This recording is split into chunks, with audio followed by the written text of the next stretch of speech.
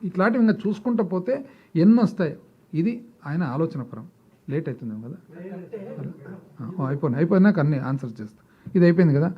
ఇప్పుడు ఈ political affiliation చూసిన తర్వాత ఇంతకుముందు ఒకసారి చెప్పిన ఇప్పుడు మళ్ళీ నాకు అనిపిస్తుంది, అంటే బీజేపీ మళ్ళీ బ్యాక్ టు కాంగ్రెస్, మళ్ళీ బీజేపీ మళ్ళీ బ్యాక్ టు కాంగ్రెస్, మళ్ళీ కమ్యూనిస్ట్ బ్యాక్, మళ్ళీ జనసేన బ్యాక్.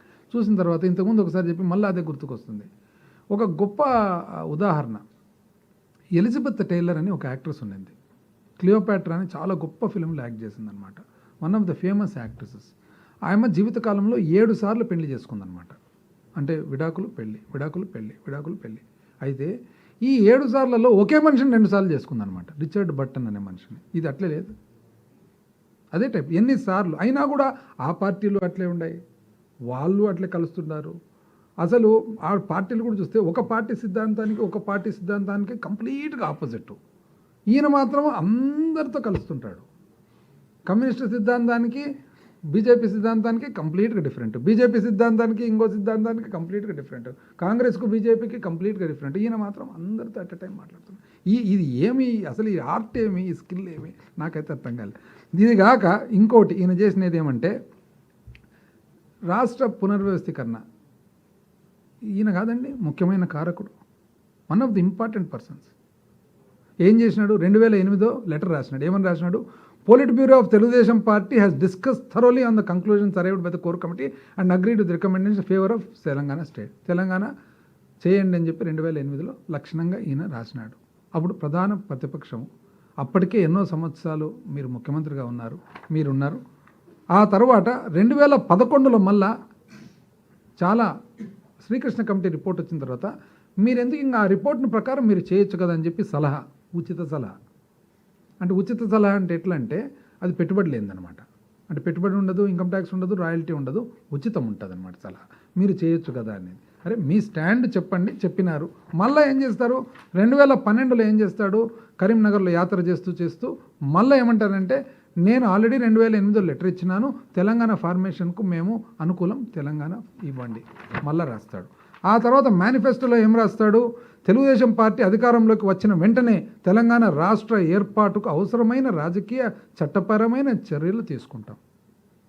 మళ్ళా ఆ తర్వాత 2008 విభజన తీర్మానం వల్ల తెలంగాణకు టీడీపీ 1000 ఏనుగుల బలం వచ్చిందని చంద్రబాబు అన్నారు.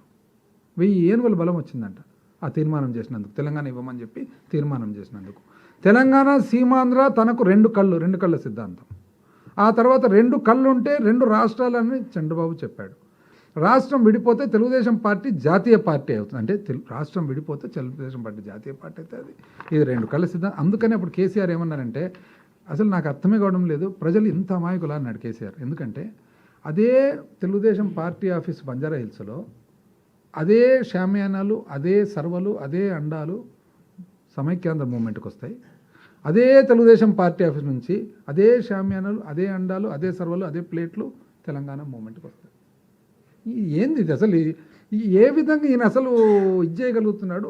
ప్రెస్ కూడా ఎంత మోస్తుంది అసలు, ఎంత బ్యూటిఫుల్గా. నాకైతే ఆశ్చర్యంగా, నాకు ఇది చూస్తే ఏమైపోతుందంటే ఒకసారి ఇండియా పాకిస్తాను క్రికెట్ మ్యాచ్ జరుగుతుండే. అప్పట్లో బాగా మొదటి నుంచి మనకి ఎక్కువ ఇది కదా జరిగేటప్పుడు. అప్పట్లో ఇమ్రాన్ ఖాన్ నుండి నాకు ఒక్క కపిల్ దేవ్, ఒక గవాస్కర్ ఉంటే నేను ప్రపంచంలో ఏ టీంనైనా జయించగలుగుతా అన్నాడు అనమాట. అంటే దాని గురించి కామెంట్స్ గవాస్కర్ని అడిగినారు, మీ కామెంట్స్ ఏమంటే నాకు 2 పాకిస్తాన్ అంపైర్లు ఉంటే ఏ టీంనైనా జయించగలుగుతాను. అట్లా ఈ అదృష్టంతో ఈ ప్రసగిలో ఉన్నట్టే కదా ఇంకా ఎంతో జయించుండొచ్చు, ఎంత అదృష్టవంతుడని. ఆ తర్వాత ఆయన చేసినది ఇంకా నెక్స్ట్ ఇంకోసారి పెట్టుకుందామా, ఇంకా చాలా ఉందండి సబ్జెక్ట్. ఇప్పుడు మళ్ళీ అంతకంటే అయిపోయాయి, పర్వాలేదా. సో ఆ తర్వాత ఈరోజు ఏమంటాడంటే అసలు అప్పు అంటాడు. ఇది ఎవరు కారకుడు, మీరు కదా. ఇన్నిసార్లు రాజకీయాలు మార్చి, ఐడియాలజీ మార్చి, 30 సంవత్సరాలు మీ ప్రభావం ఈ రాష్ట్రం మీద చూపి ఒకసారి